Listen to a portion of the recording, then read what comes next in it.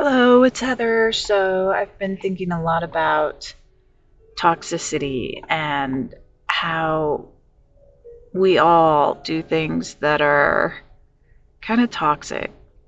We all have things we can work on. And I heard someone once ask, do you know what is toxic about you?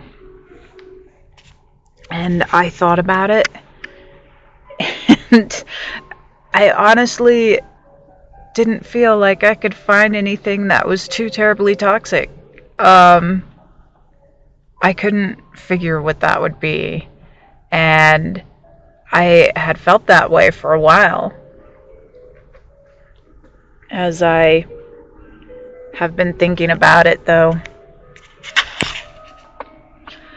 I was getting some help from a coworker in IT, and he was just handling everything so maturely, and he was not gossiping about anyone. He wasn't getting overly angry. He wasn't making fun of anyone. He was just working. And he is a younger guy. I don't know how much younger, in his 20s or maybe 30s. But he was behaving so maturely. And I thought that that was almost like a superpower of his. Like, where did he learn all of that? How does he know all of that? That's ages above what I felt like somebody's maturity level at that age should be. But as I think about it, I've also heard that people who go through something traumatic sometimes don't really emotionally develop past that age that they experienced the trauma. Like that area slows up. And I was thinking about that.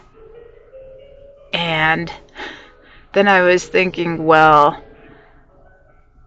I've been through some trauma, but I never put those two together until just recently.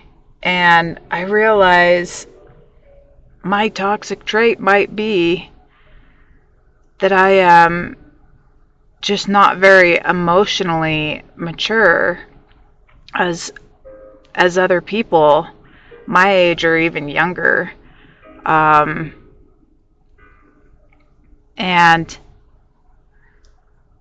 that was an epiphany to me. That was an epiphany.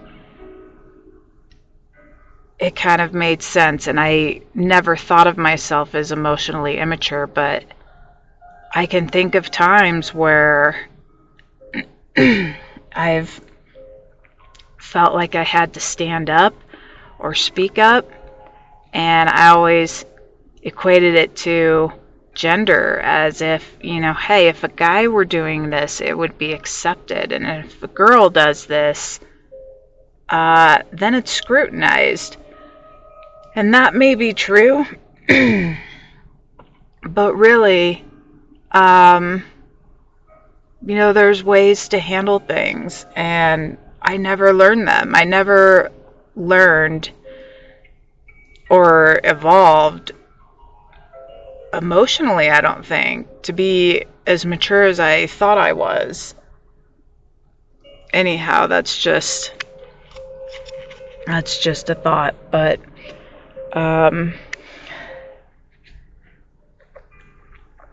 I've been getting this guidance to leave my ex-husband, leave him. Now is the time. Now it's the time to just leave. And I don't know. I didn't quite know what that meant. So as I look a little more into it, I think what it's intending to say is remove your energy. Stay where you're at, but remove your energy. And when you remove your energy and you heighten your vibration, it's impossible to stay connected to somebody. But he and I are very connected, strongly connected. And I don't know at what level of connectivity that is, but it's very strong and very drawn to him. I always thought we were compatible, but as I look back, we don't have very much in common. We're not as connected or have as many commonalities as I thought. Just mostly because he was lying. And I didn't know that. But I think the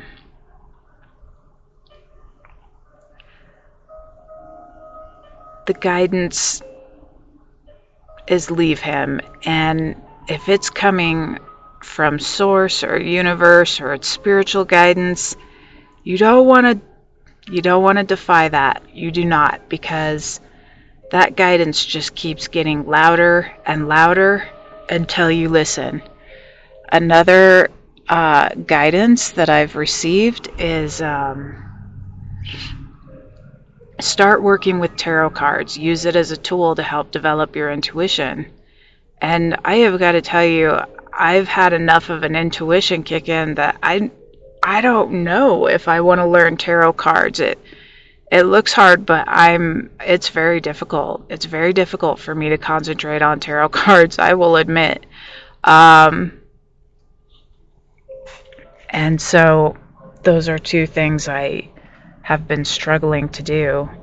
And, now this guidance is turning more towards, you didn't leave when you should have. And it's going to get a little bit ugly, but you're going to make it through. So my guidance was to help me. And I'm having a hard time following it. And so I feel like I'm going to pay for that a little bit. And I don't know what's coming. I mean, I suspect my ex-husband is in a relationship. I suspect that if she is not a girlfriend, she is a wife. I suspect that he does not want to tell me that piece because now here's the reason I don't know. I don't know why he wouldn't leave. I'm not, unless he's making money off of me somehow, which would be like with cameras and whatnot.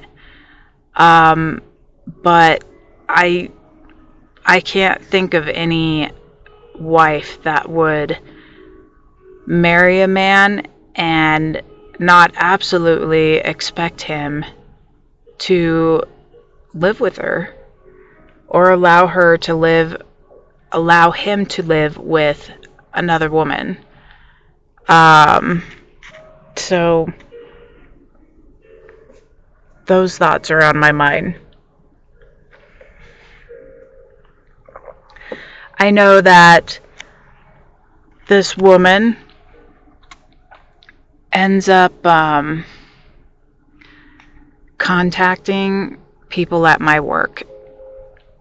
And forgive me if I've said this in other recordings. I am probably going to repeat myself more than once. But I do think that she's going to contact some people at my work. I think she's going to sell the nude pictures of me that she obtained from my ex-husband in order to humiliate me or get me to quit my job. And I think they'll do a number of things to team up on me. And I don't know. I think I've been asking myself, what did I do? What happened? What is going on to cause this kind of behavior? And the answer is nothing. I have done nothing to deserve this. I've just been on a low vibration and attracted other low vibrational people. And I thought my husband was, I've always thought of him as, not fitting that mold. I also think that anyone I've had a relationship with, like whether it's friendship, family, my ex-husband, whatever it is, I think that they have sabotaged my relationships. And that's been going on a long time. It's hard to imagine that he would have spoken with them or worked against me or not told me right away what was going on. I don't know. I'm a little in disbelief at all of this information that I'm getting, because right in front of my eyes, I'm not seeing it.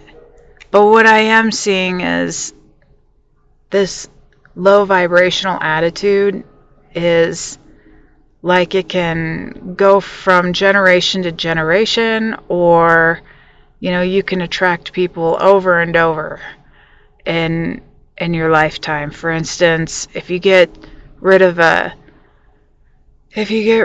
abusive ex-husband, it's a high probability you're gonna find somebody else abusive.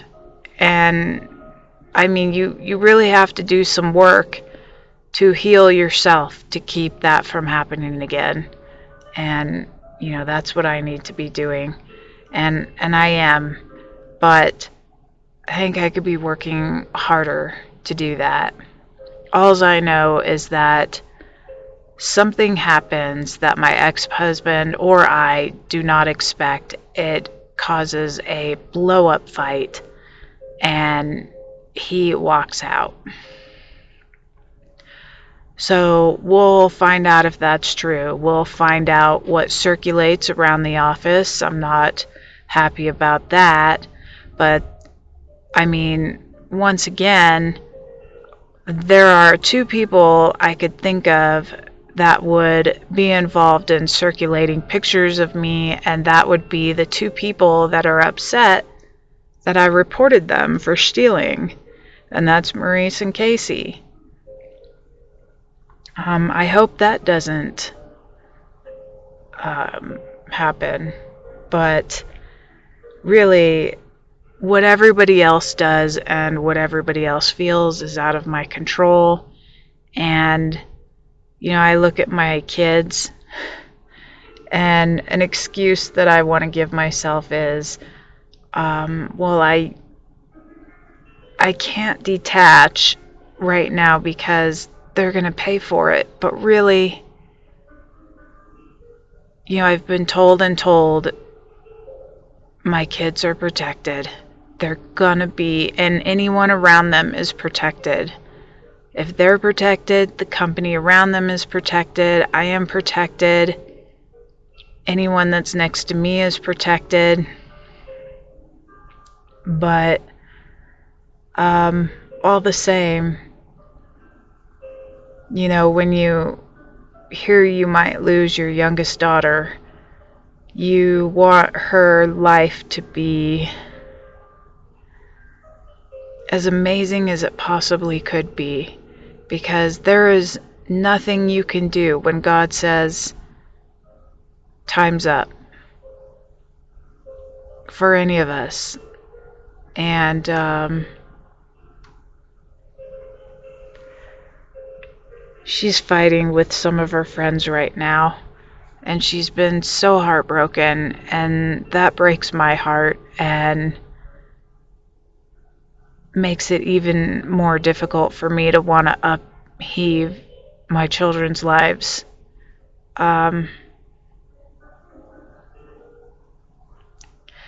But what I recognize is certain things have to happen.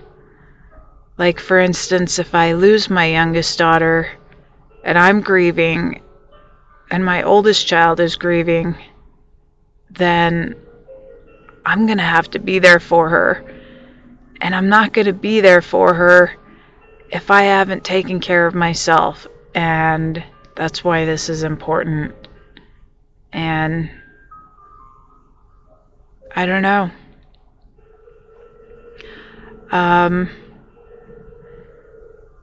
Just some predictions and some thoughts. And I'll keep going with these recordings as time moves on. Thanks. Bye.